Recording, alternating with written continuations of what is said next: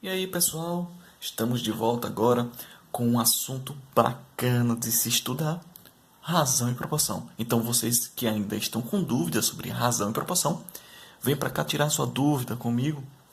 Sou o professor Marcelo e eu acredito que a educação pode mudar a sua vida.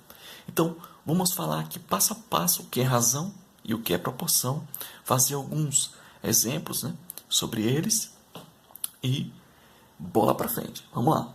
Pessoal, conceito bem simples de razão. Razão vem da palavra ratio.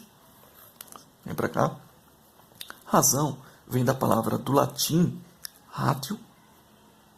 Ratio, que significa divisão.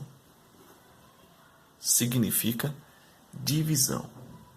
Então, quando a gente fala de razão, eu estou falando da divisão de dois números, ou seja, do quociente entre dois números. Eu vou dar um exemplo aqui, entre A e B, e eu digo que a razão entre A e B é A dividido por B. Ou posso representar A que divide B. Posso representar também dessa maneira. Então, razão é exatamente isso. Professor, me dê outros exemplos. Então, eu tenho a razão entre 2 e 5. Então, a razão entre 2 e 5 é a divisão 2 e 5. E se eu quiser saber o valor da razão 2 e 5, professor? É só você dividir. Você divide o 2 pelo 5. O 2 pelo 5. Então, o 2 não divide 5, então eu boto 0, e 0 aqui, certo? Fica 4, que vai dar 20. 5 vezes 4, 20.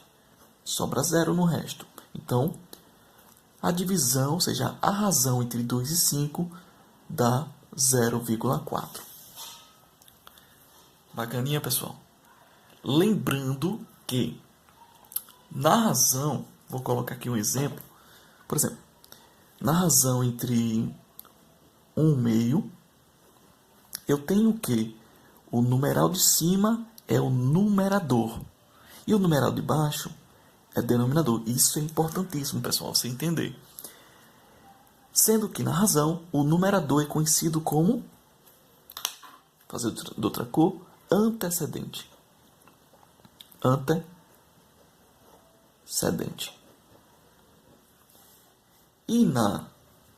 E no denominador, o denominador é conhecido na razão como consequente. Isso é importante, que pode cair na sua prova, perguntando o antecedente pelo consequente. Então, você tem que saber que o antecedente é numerador e o consequente é denominador. Quando eu venho falar agora de proporção, pessoal, quando eu vou falar de proporção, eu estou falando da igualdade entre duas razões. Ah, professor, eu tenho aqui uma razão, então vou ter a igualdade de duas razões. Se eu tenho A que divide B, certo? E vou ter a igualdade com outra razão, por exemplo, C que divide D. Ah, entendi. Então, na proporção, eu vou ter a igualdade entre duas razões, certo? Sendo que, para a gente conseguir resolver uma questão de proporção, a gente precisa entender que, na proporção, o produto dos meios é igual ao produto dos extremos. Como assim, professor? Eu vou passar o x aqui para conseguir multiplicar. Eu vou multiplicar o A vezes o D e o B vezes o C. Isso é a multiplicação do produto dos meios pelo extremo. Como assim? Então, B vezes C é igual a A vezes D. Então, é a multiplicação, né? É o produto dos meios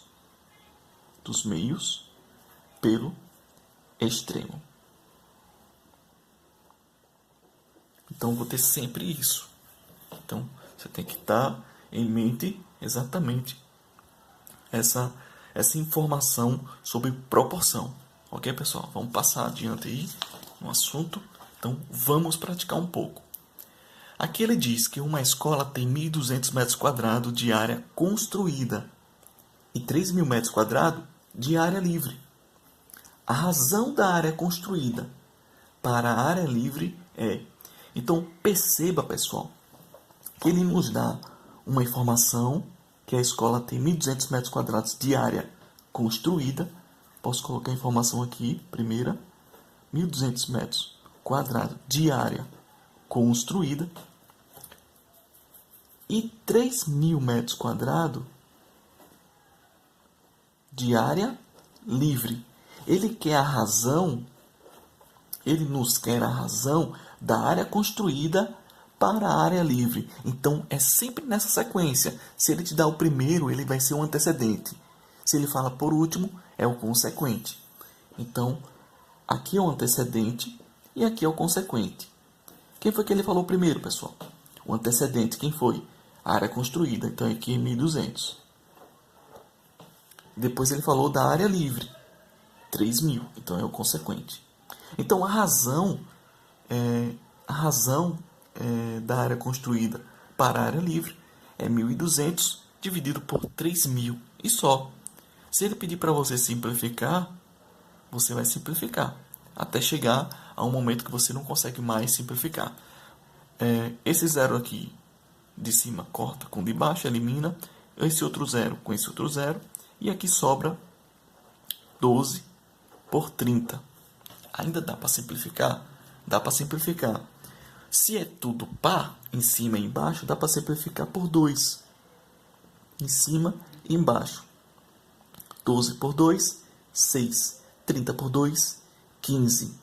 Percebam que não dá mais para simplificar por 2, porque o 15 é ímpar e o 6 é par, certo? Então dá por 3? Dá, porque o 15 é divisível por 3. Como é que eu sei, professor, que o 15 é divisível por 3? Some o número 1 mais 5. Dá 6. É divisível por 3. Então, de cima por 3, de baixo por 3. Fica 6 por 3, 2. 15 por 3, 5. Então, a razão...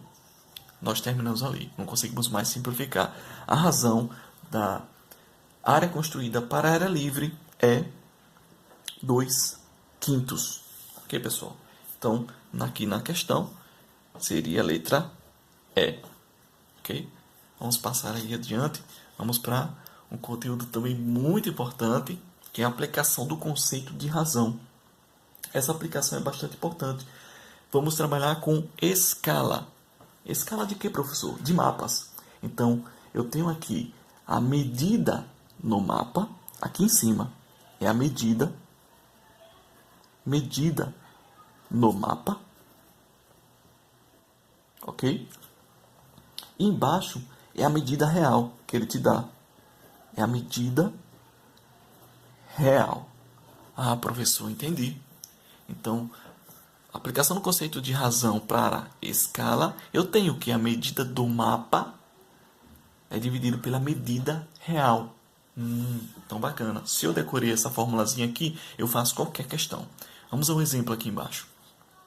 Ele diz assim: a escala da planta tem um terreno na qual o comprimento de 60 metros foi representado por um segmento de 3 centímetros. O que é que a gente faz, pessoal?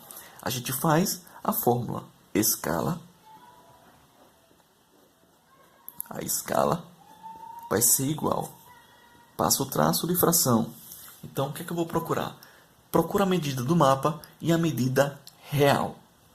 Vamos ler de novo. A escala da planta de um terreno na qual o comprimento de 60 metros foi representado por um segmento de 3 centímetros. Então, o comprimento lá da planta do terreno é de 60 metros. Tu sabe que é gigante, então é uma medida real. Então, se é medida real, a gente coloca embaixo, 60 metros. Ok?